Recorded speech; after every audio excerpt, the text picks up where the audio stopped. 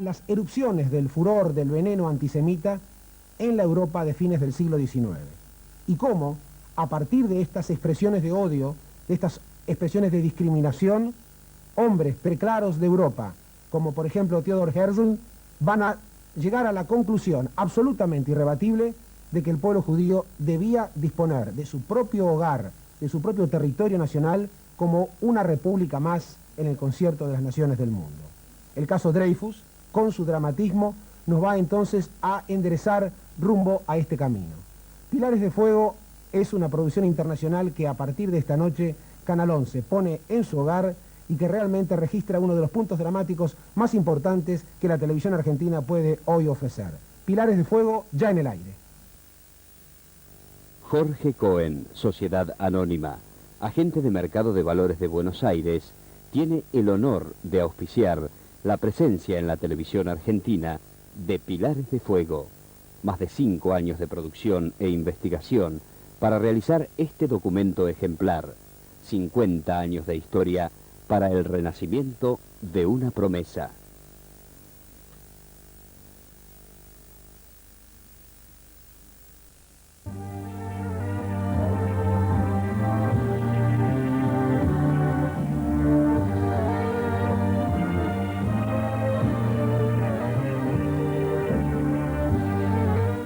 Pilares de Fuego.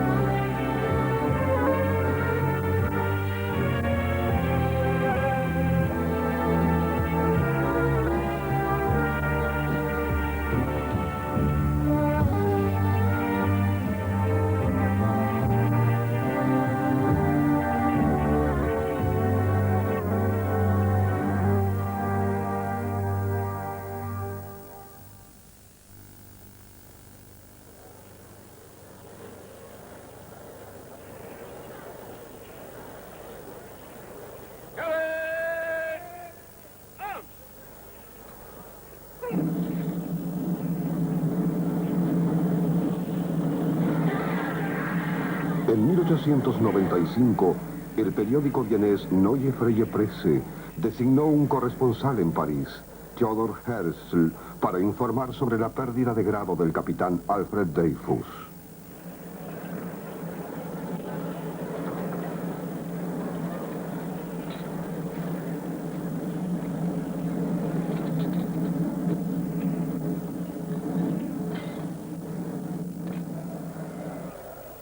Dreyfus, un judío francés, había sido falsamente condenado por espionaje en favor de Alemania. Fue acusado simplemente porque era judío. Los antisemitas, como de costumbre, aprovecharon el juicio contra un individuo para incitar en contra de todo un pueblo. Las multitudes gritando muerte a los judíos llenaron de horror el corazón de Herzl. Como consecuencia del juicio a Dreyfus, Herzl escribió un pequeño libro titulado El Estado Judío. En esta publicación sostuvo que el antisemitismo se valía del hecho de que el judío era un pueblo sin tierra, una minoría extranjera e indefensa donde quiera residiese. En muchos países eran huéspedes indeseables.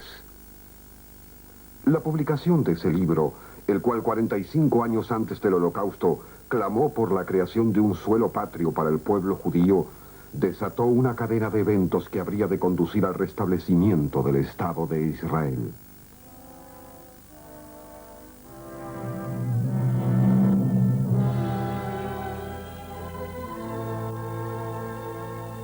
Jerusalén ya era la capital de Israel 3000 años atrás.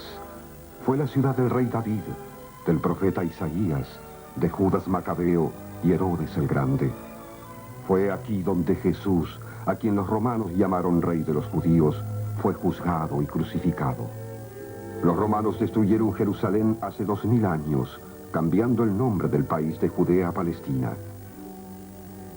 Sin embargo, no consiguieron romper la conexión de los judíos con esta tierra. La consigna "el año que viene en Jerusalén" unió a través de los tiempos a todos los judíos errantes, dispersos, perseguidos. Sión es el nombre poético de Jerusalén. El anhelo, la esperanza del retorno a Sión fue el secreto de la supervivencia judía. Los judíos siempre retornaron a Jerusalén. Podían ser vistos junto al Muro de los Lamentos, fieles a sus antiguas, santas piedras, testigos de la anterior grandeza de Jerusalén. Ellos no necesitaban a Herzl para decirles que este era el Estado judío, su tierra prometida. Cada página de la Biblia lo atestiguaba. 3 veces al día rezaban al Dios Todopoderoso para pedir el milagro del retorno de los judíos a Sión. Cuando Herzl convocó el primer Congreso sionista en 1897, no estaba presentando una nueva idea, estaba solo alterando el método. Llamaba al restablecimiento de un Estado judío no a través del poder divino, como los judíos piadosos habían sostenido, sino a través de la actividad política. Palestina era entonces parte del Imperio Turco Otomano. El sultán Abdul Hamid II rechazó la propuesta de Herzl de cederlo a los judíos. El reconocido intento de Herzl para contar con el apoyo del Kaiser alemán, un aliado del sultán, resultó en vano.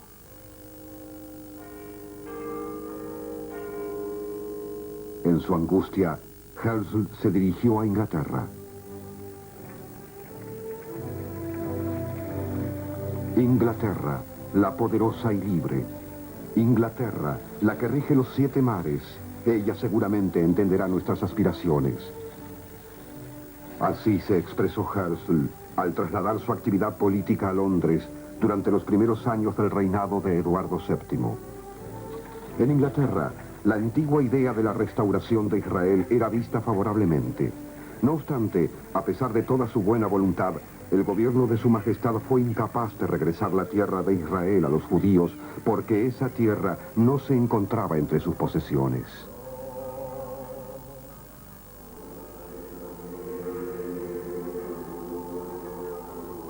Esto es Kishinev, la ciudad que resaltó en la agenda del mundo la terrible condición de 8 millones de judíos en la Rusia zarista. Aquí ocurrió el primer y más notorio pogrom del siglo XX. Recuerdo que en el atardecer, grupos de jóvenes se reunieron en la calle enfrente de nuestra casa.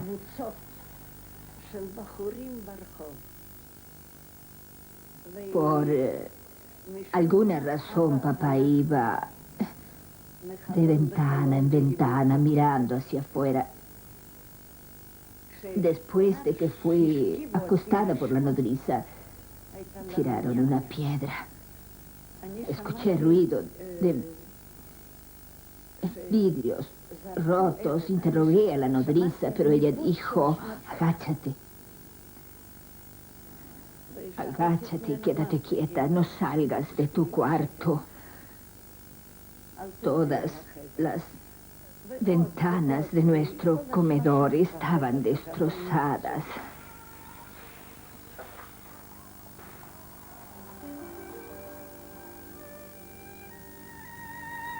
El pogrom, que comenzó con la destrucción de ventanas, continuó con un intenso ataque a hogares y negocios.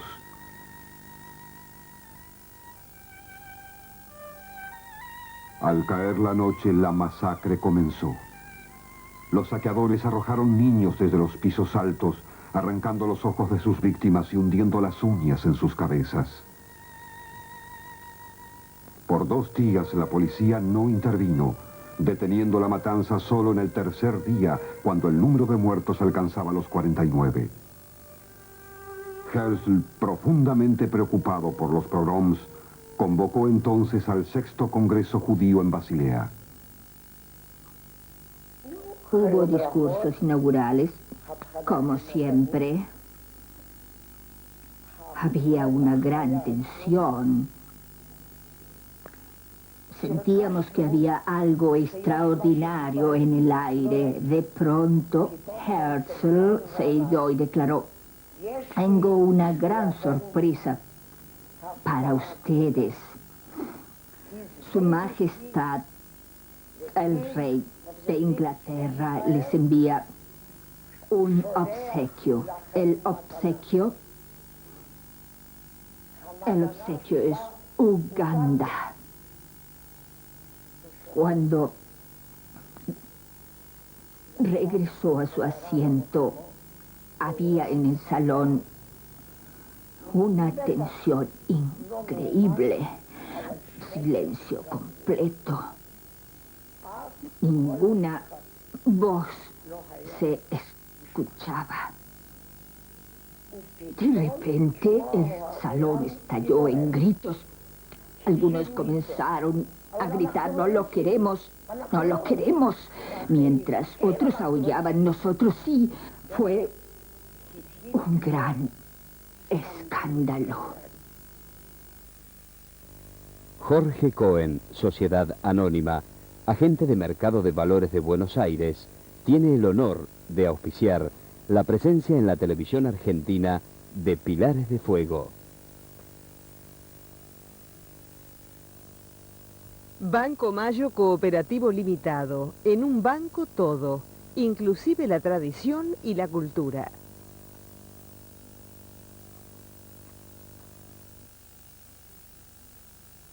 Porque preservar la vida de un pueblo es cuidar de su continuidad, AMIA, Comunidad Judía de Buenos Aires, auspicia también esta propuesta cultural. Usted tiene un sueño dorado, viajar. Viaje al mejor de los mundos con Medina. Medina lo hace posible. Medina, primera clase en turismo. Suipacha 476. Blindaje de puertas Multilock. 785-1478.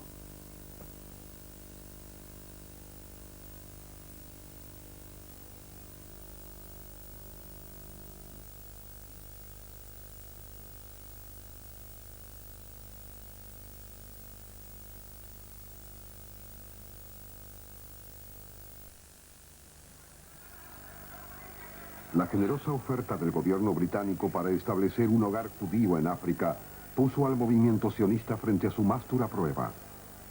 Muchos respaldaron a Herzl, pero otros resistieron, argumentando que el pueblo judío no podía nacer en otro sitio que en su propia y amada tierra. Resultó sorprendido por la reacción de los delegados de Kishinev. Incluso ellos, los judíos de la ciudad... No entendió lo que había pasado. No entendió nada. No podía percibir como una desafortunada nación sufriendo pogroms y careciendo de todo derecho y privilegio podía decir no al ofrecimiento de un territorio. Los sionistas rusos comenzaron a explicar, no queremos cualquier país, somos sionistas, nosotros queremos solamente retornar a nuestro hogar ancestral.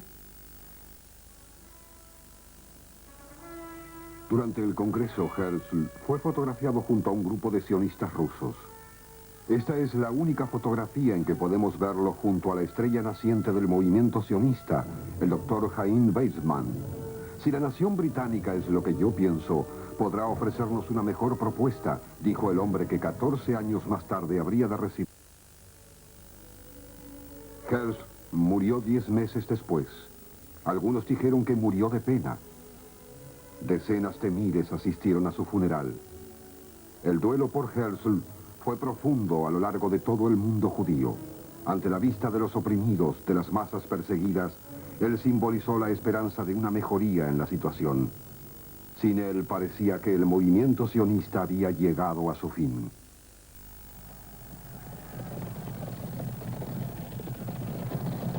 Sin embargo, ciertos acontecimientos impidieron la desaparición del sionismo.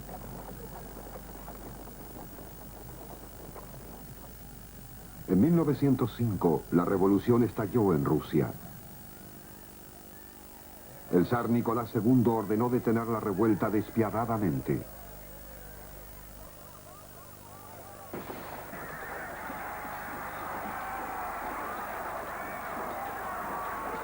Mientras dirigía sus tropas cosacas contra los revolucionarios, acudió al antiguo, repugnante ardid de desviar el resentimiento social hacia los judíos, clásicos chivos expiatorios de todas las crisis. En el término de una sola semana de octubre de 1905, más de 50 pogroms, todos con inspiración del gobierno, ocurrieron en la Rusia zarista.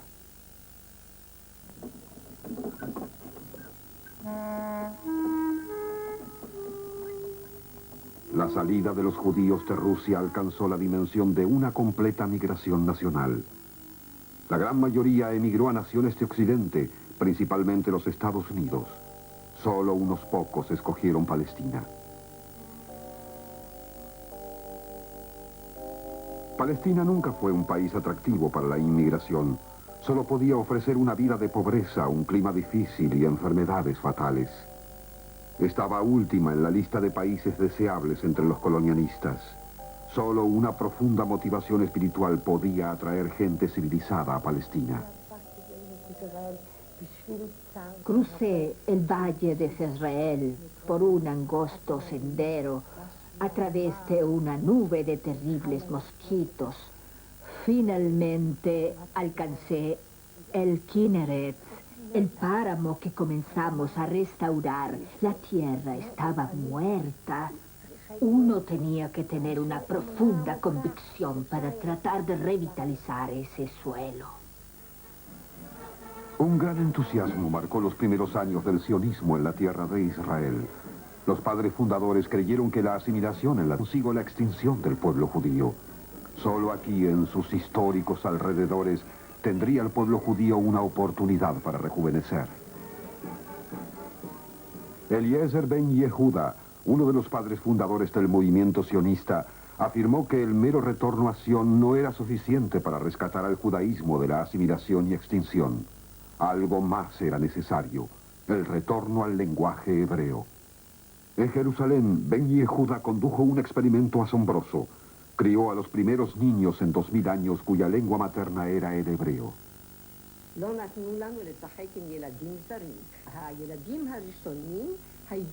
nos dejaban jugar con otros niños. Estábamos bajo una especie de arresto domiciliario.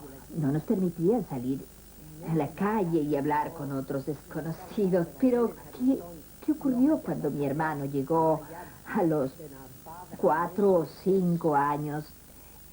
Sin amigos. Mis padres trajeron a casa un perro y una gata. Mi hermano podía hablarle al perro en masculino y a la gata en femenino. Y de ese modo él aprendió a usar el género para dirigirse a otros.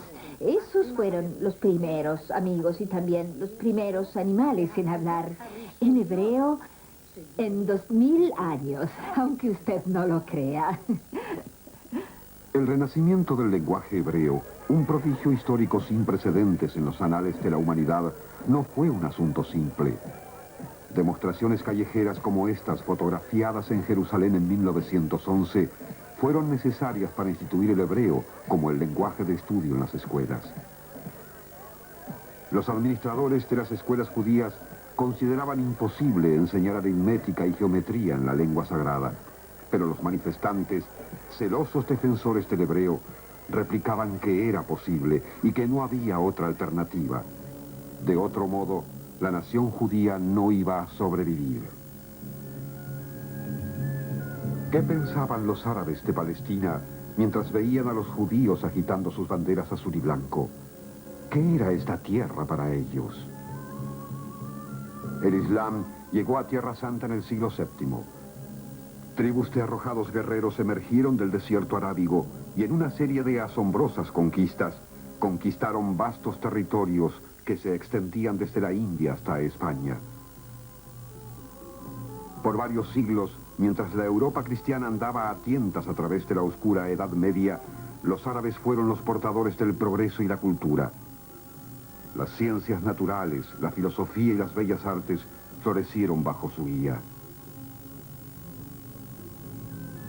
La santidad de Jerusalén capturó el corazón de los musulmanes. Hace aproximadamente 1400 años, erigieron una espléndida mezquita en el mismo sitio del antiguo templo judío arrasado por los romanos, convirtiendo a Jerusalén en la tercera más importante ciudad sagrada del Islam después de la Meca y Medina.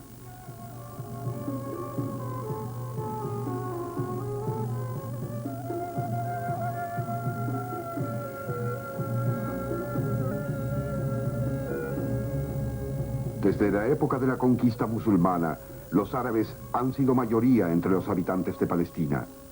Pero a través de la historia árabe, Palestina nunca fue una unidad política. Fue parte del mundo de habla árabe que se extendía del Atlántico al Océano Índico. Cuando los judíos comenzaron en el siglo XIX su retorno en gran escala a Sion, los árabes estaban políticamente inactivos. Ninguna resistencia organizada surgió en los primeros 38 años del asentamiento sionista en Palestina. Muy pocos árabes habían advertido sobre el peligro sionista. Confiaban en que el antisionista régimen turco descartaría todas las aspiraciones judías.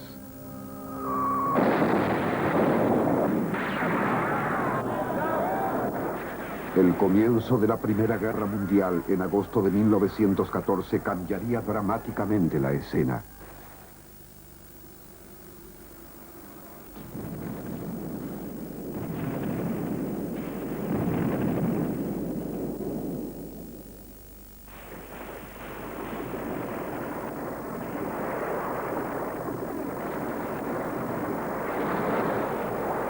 La Gran Guerra, 4 años de una catástrofe horrenda sin paralelo en la historia, dio por terminado el mundo del ayer.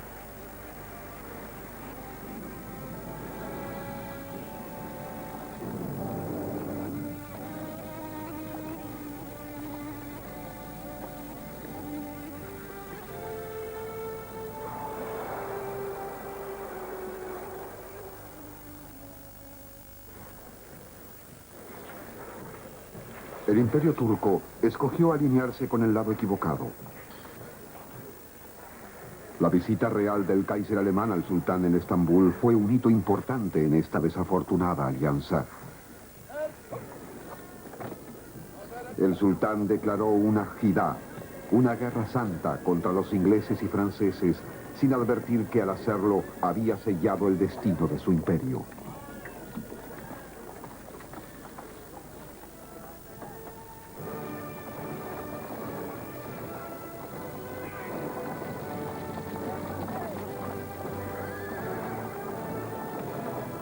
La respuesta inglesa fue espectacular.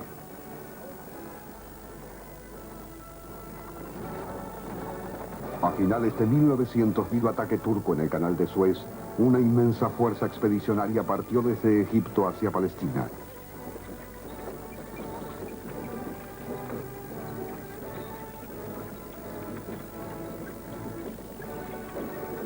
Cruzar el desierto del Sinaí era casi una misión imposible. Las divisiones montadas de Australia y Nueva Zelanda lideraron exitosamente a las tropas en esta costosa y sorprendente operación, permitiendo la lenta construcción de una vía férrea.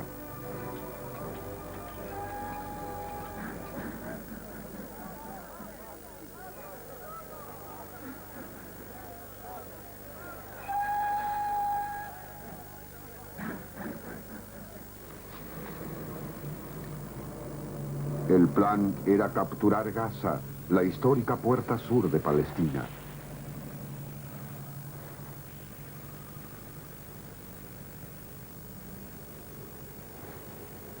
El ataque falló. Las tropas británicas fueron rechazadas, sufriendo graves pérdidas, y fueron obligadas a retroceder detrás de sus líneas en el desierto.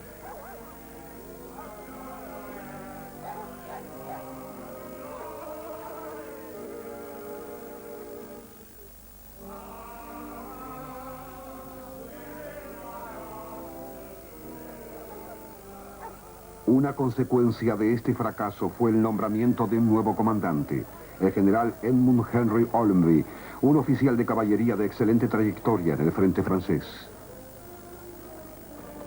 Allenby intentó inyectar nueva vida en su abatido ejército, utilizando los 3 meses del verano para planear su ofensiva.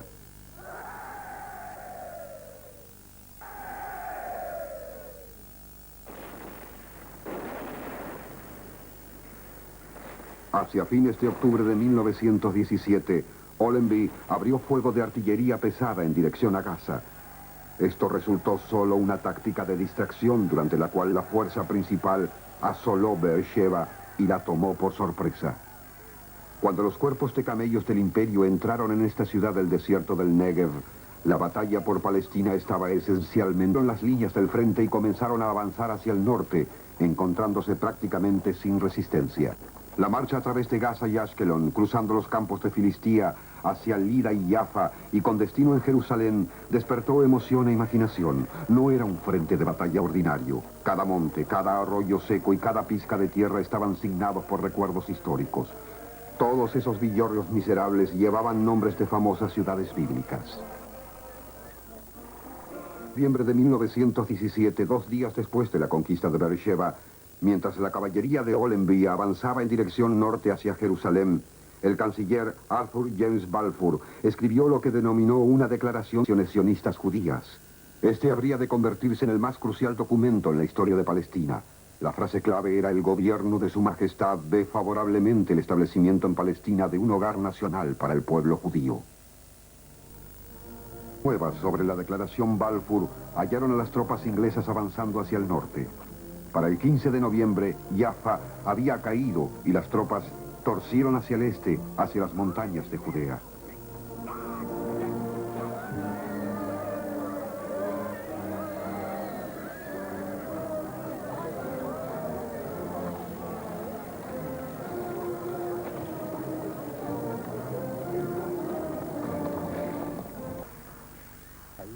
El ataque se intensificó el día sábado, pero en la noche todo estaba ya quieto.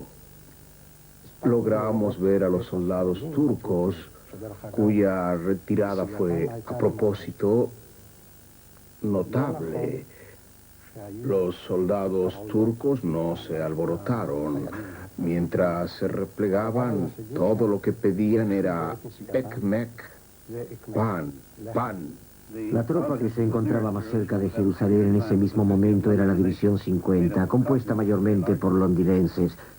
Se habían adelantado a su propia línea de repuestos y estaban faltos de alimento.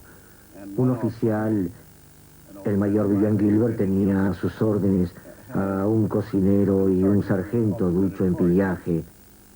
Tomó un mapa, les mostró donde él pensaba había una aldea, solo 2 millas, y los instruyó para hallarla y obtener.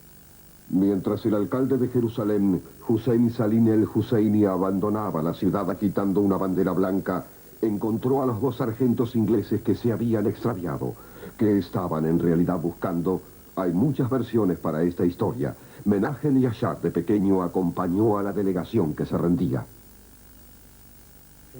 Se les informó que la rendición estaba en camino, que las llaves de la ciudad serían entregadas al ejército conquistador. O sea, que estos pidieron fue fósforos. Esa escena permanece en mi memoria hasta el presente. Por 10 días tuvieron cigarrillos, pero luego se les acabaron los fósforos y las posibilidades de fumar. Ver a esos 2 soldados ignorando lo que sucedía a su alrededor, solo el verlos fumar es algo que nunca podré olvidar. Era un alcalde musulmán en camino de rendir Jerusalén al ejército de Ale. Ese ejército fue el sargento y el cocinero de la compañía, y le entregó las llaves de Jerusalén, o en realidad se rindió ante el cocinero, y el cocinero dijo: no quiero ninguna llave de ninguna ciudad santa, todo lo que quiero son huevos para mi superior. Jorge Cohen, Sociedad Anónima, agente de Mercado de Valores de Buenos Aires, tiene el honor de auspiciar la presencia en la televisión argentina de Pilares de Fuego. Banco Mayo Cooperativo Limitado. En un banco todo, inclusive la tradición y la cultura. Porque preservar la vida de un pueblo es cuidar de su continuidad. AMIA, Comunidad Judía de Buenos Aires, auspicia también esta propuesta cultural. Conozca una sensación de frío que sale de lo común. Multimint. Se desliza por la boca suavemente y sigue fría, siempre fría. Multimint. El frío que no se termina.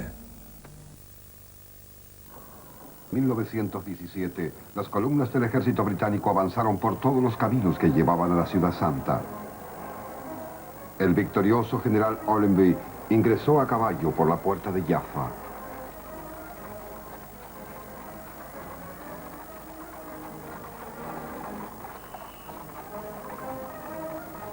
Para él, abrieron de par en par la gran puerta que siempre estaba fuera el Mesías, tan honorable, niesto y bien parecido. La gente aplaudió y lo aclamó. Sabíamos que la redención había llegado.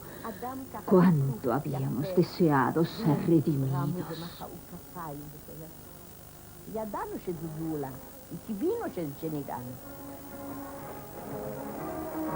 Allenby y sus soldados ingresaron a pie en la ciudad vieja. La historia registró su ingreso como peregrinos, no como conquistadores.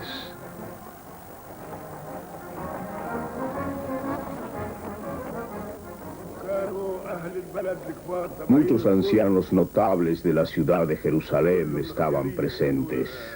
Recuerdo sus nombres: Musa Qasem Pasha, Said Effendi al-Husseini, Muhammad el-Alami. Por supuesto, había mucha gente. Allenby les dijo: hemos conquistado toda la ciudad. ¿Qué tienen para decir? Y ellos dijeron: bienvenido, en árabe.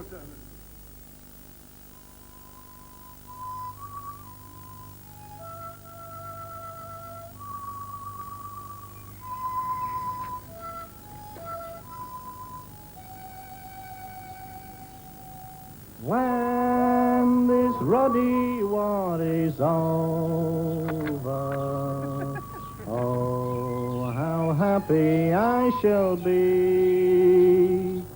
When this ruddy war is Después de la conquista,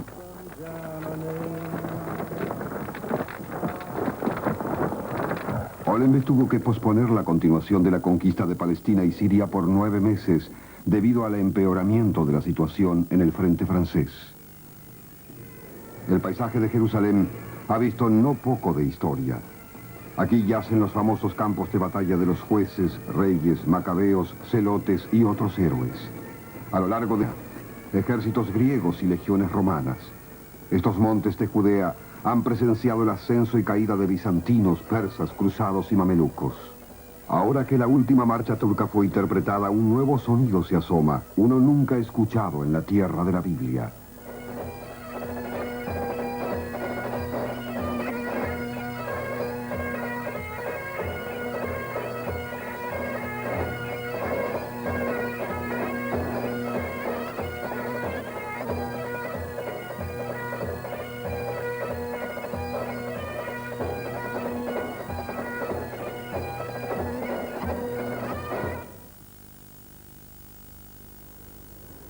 Los ingleses evitaron las campañas ofensivas, pero mantuvieron una acción continua a lo largo del frente que dividía Palestina, las montañas de Samaria, al norte de Jerusalén. Los vuelos de reconocimiento de la Fuerza Aérea Australiana en 1918 nos proveen las primeras imágenes aéreas de Jerusalén. Un acontecimiento notable estaba ocurriendo en Aqaba, sobre las orillas del Mar Rojo. Aquí estuvo el campo del emir Faisal, hijo del Hashemite Hussein, Sharif de la Meca. Desde aquí los combatientes beduinos invadieron las posiciones turcas en Transjordania, en una serie de operaciones conocidas en la historia como la Revuelta en el Desierto. En el histórico paso de Megiddo, escalando las colinas de Nazaret y dirigiéndose a través de las alturas del Golán hacia Damasco. Al mismo tiempo, una fuerza de tarea fue enviada a ocupar Transjordania. Esta incluía la Legión Judía, albergando voluntarios de Inglaterra y Estados Unidos que habían venido a pelear como judíos en la batalla por la liberación de la Tierra Prometida. La Legión Judía fue la primera en cruzar el río Jordán, combatiendo en el mismo lado que los árabes, pero por diferentes razones políticas.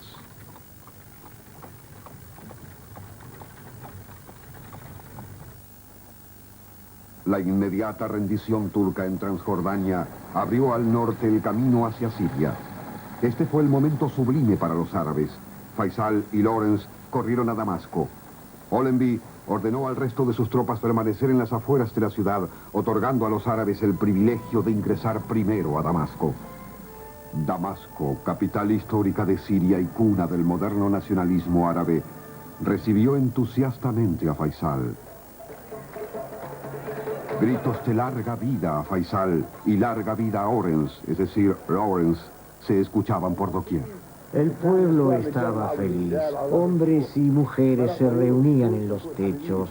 Faisal pasó a través del mercado Al-Hamadiyya, desde donde el camino conduce a la mezquita de Umayyad.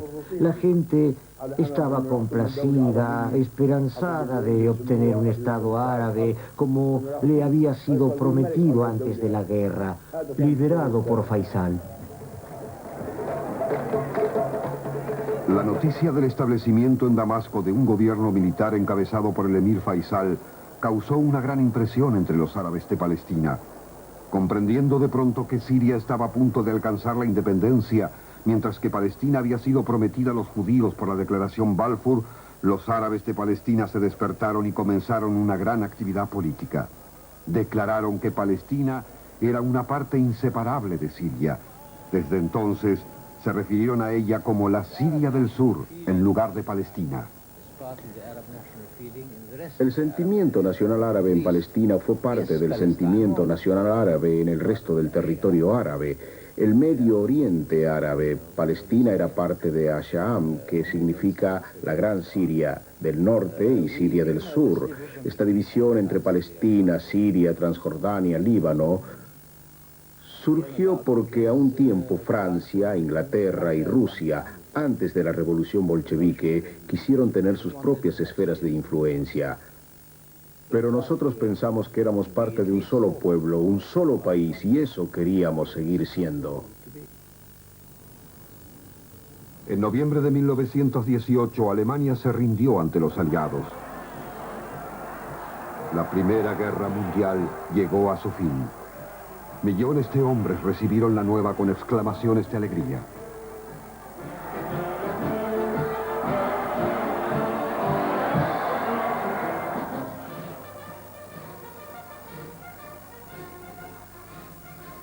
La escena cambia ahora hacia París.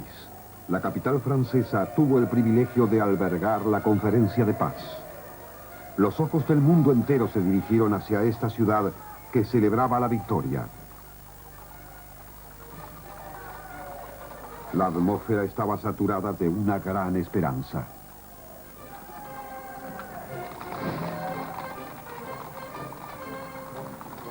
Las tres más importantes personalidades de la conferencia de paz eran los líderes del democrático mundo libre.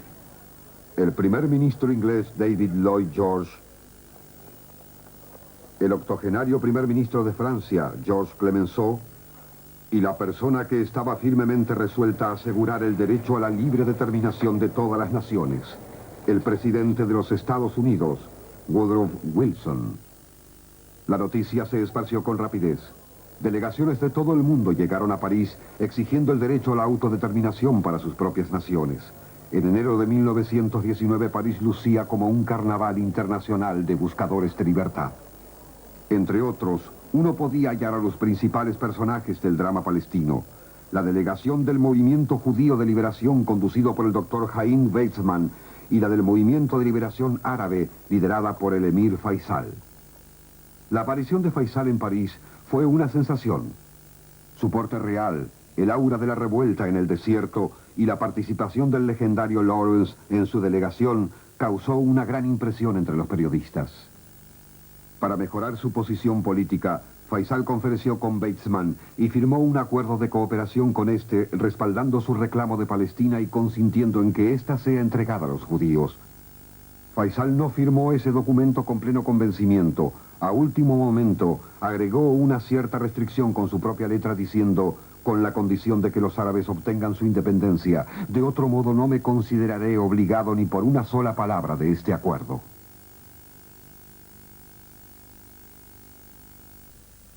En la conferencia de paz, tuve una experiencia extraordinaria en relación con el mundo palestino. Yo asistía como cabeza de la sección Cancillería de la Liga de Naciones y ocurrió que el conductor de la sección Cancillería, que estaba tratando el mandato palestino, trabajando estrechamente con el doctor Weizmann, muy devoto de la causa sionista, era un tal Eric Forbes Adam. Cada día en París, en las oficinas de la delegación, discutíamos el tema. Día tras día yo le decía, Eric, esto no es bueno, no creo que funcione, no creo posible tomar un contingente de personas e introducirlos en el país de otras sin crear problemas de imprevisibles consecuencias. Eric se cansó, fastidiado de escucharme repetir lo mismo, y me dijo, ¿podríamos concertar una cita para almorzar dentro de algún tiempo, de modo que yo pueda arreglar algo para entonces? ¿Qué tal el otro viernes? Yo le dije, el otro viernes, perfecto. Y cuando llegué al almuerzo, ¿quiénes eran los otros invitados sino Lawrence de Arabia y el emir Faisal?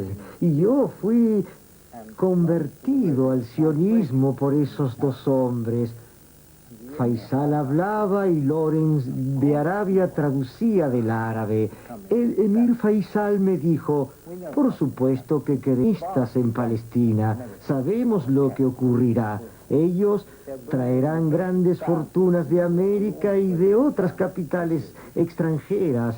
Traerán a los más grandes científicos del mundo. Todos los grandes científicos son judíos. Y el territorio de Palestina, ahora tan árido, todavía un desierto, se transformará, se convertirá en un jardín. Pediremos prestados sus expertos, trabajaremos juntos, haremos lo mismo en todos los países árabes que hemos convertido en desiertos. Los haremos florecer de nuevo, como en el pasado.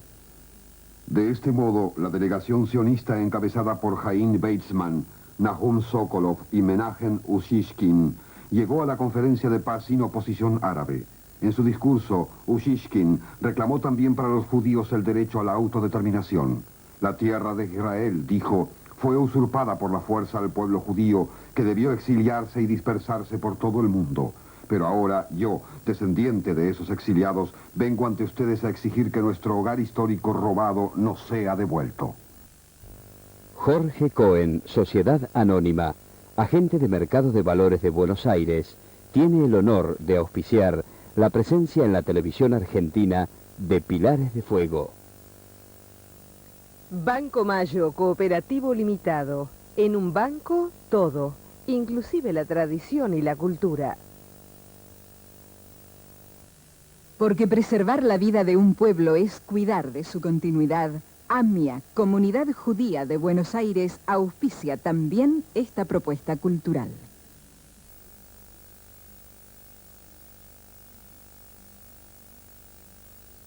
El acuerdo entre Faisal y Weizmann nunca fue puesto a prueba. Cuando la conferencia de paz fue clausurada, los ingleses aclararon que ellos eran incapaces de mantener la promesa hecha a los árabes debido a la firme objeción de Francia, la cual reclamaba para sí misma el mandato sobre Siria y Líbano.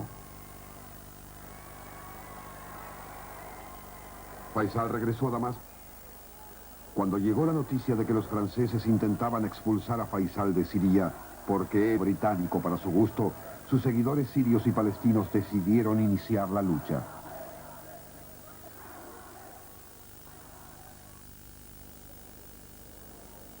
También Jerusalén bullía de excitación. En 1920, cuando la procesión del festival Nevi Musa abandonó el monte del templo, se escucharon gritos de larga vida al rey Faisal y muerte a los judíos. Sorpresivamente, los árabes comenzaron a atacar a los judíos.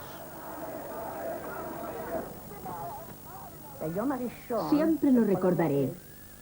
Sucedió durante Pesaj, en el festival de Nevi Musa.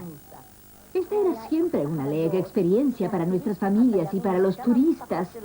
Canciones, entusiasmo, espadas, pero espadas alzadas en alegría. Nunca escuché de ningún herido.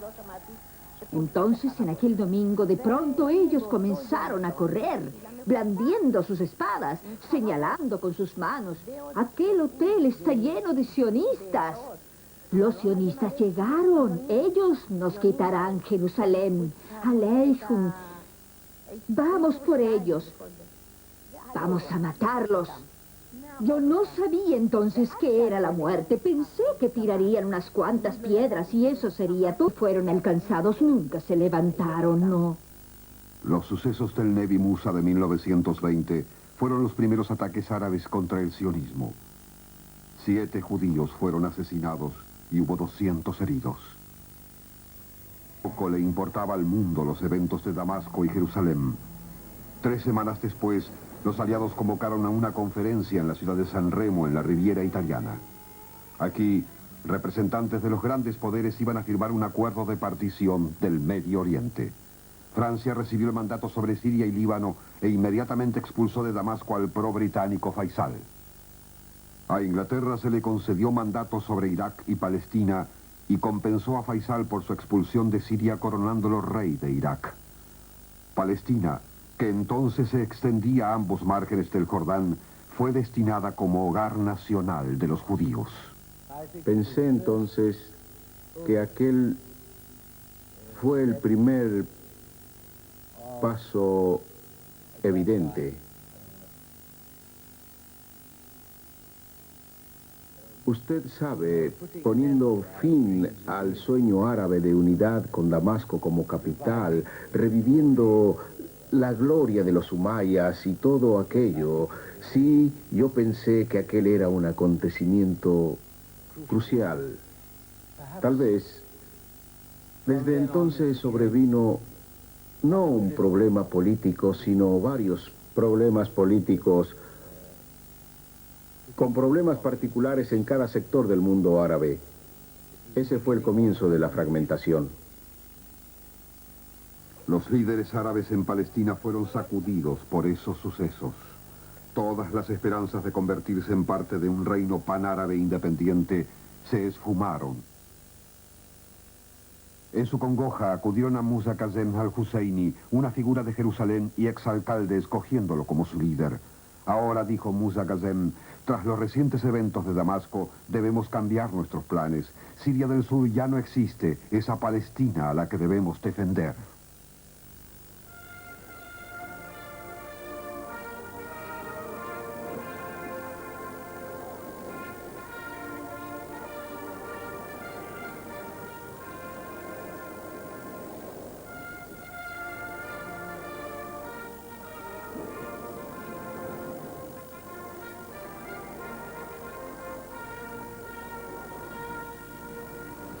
El 1 de julio de 1920, la nave de guerra Centauro arribó al puerto de Haifa.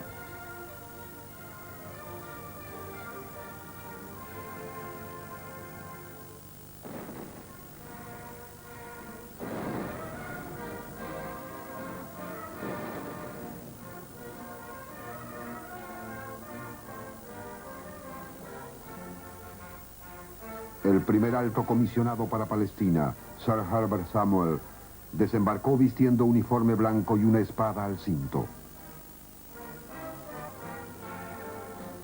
Esto marcó el comienzo del mandato inglés en la historia de Palestina. Esta fue la hora de gloria del movimiento sionista. El gobierno inglés apoyaba las aspiraciones judías de restablecer un hogar en Palestina. Para asegurar el éxito de ese plan, Inglaterra había nombrado a Sir Herbert Samuel, judío y sionista, para gobernar la región. Todavía hoy mi respiración se detiene cuando recuerdo aquella escena. Cada ventana en aquella angosta calle, en cada ventanuco, a ambos lados de la calle había judíos observando y gritando, y yo en los caminos, flores por doquier, banderas en cada esquina. En el Shabbat siguiente, el ayuno del día 9 de Av, que conmemora a la antigua destrucción de Jerusalén, el alto comisionado caminó a través de la ciudad vieja en su vía hacia la sinagoga. El pueblo pensó que los días del Mesías habían llegado. Y caminamos hasta la sinagoga Jurba, la cual estaba llena, ni un asiento desocupado. Entonces llegó el llamado: dejen pasar al alto comisionado. Herbert Samuel se levantó y toda la congregación lo imitó, toda. Subió al púlpito y comenzó a recitar las bendiciones anteriores a la lectura final de la Biblia. Las recitó muy bien y a mí me corresponde algo del crédito. Y pronunció aquellas famosas palabras: confórtate, confórtate, pueblo mío, te lo dice tu Dios. Y en ese momento la congregación entera se estremeció, trepidó, vibró, y de su seno creció. Yo lo sentí, un gran suspiro, un bat call al cielo, al domo de la Jurba. En aquel instante, en aquel dorado instante, los judíos dentro y fuera de la sinagoga sintieron que la hora de la redención había llegado.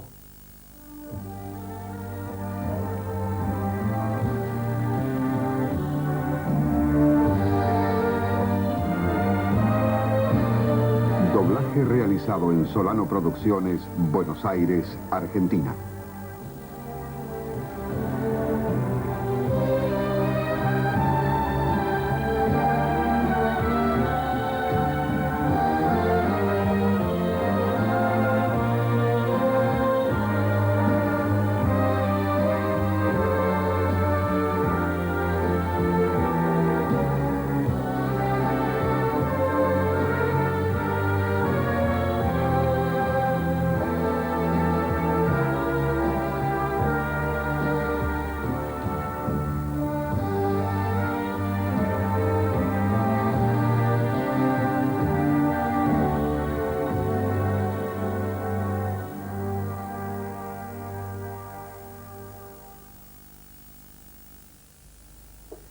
Bueno, no hay que ser redundante. Ya está el primer capítulo en su hogar, los Pilares de Fuego se han estrenado.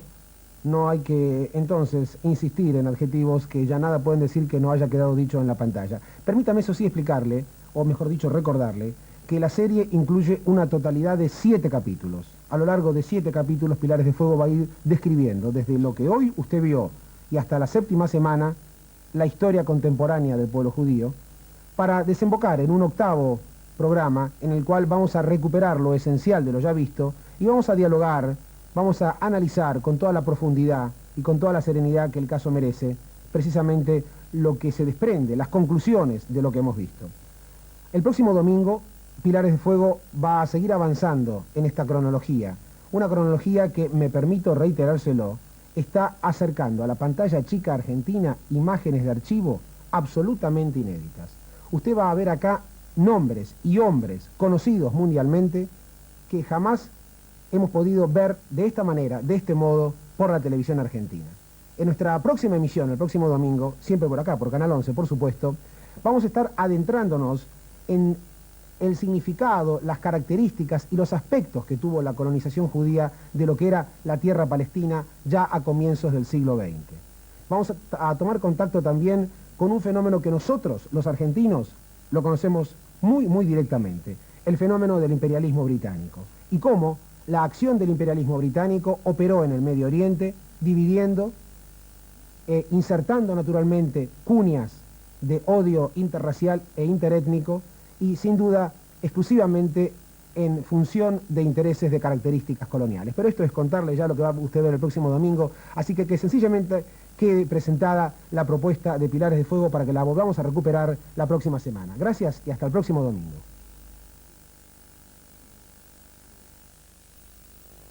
Jorge Cohen, Sociedad Anónima, agente de Mercado de Valores de Buenos Aires, de auspiciar la presencia en la televisión argentina Pilares de Fuego, más de 5 años de producción e investigación para realizar este documento ejemplar, 50 años de historia para el Renacimiento. Transmite LS84 Televisión, Canal 11, Buenos Aires, Argentina.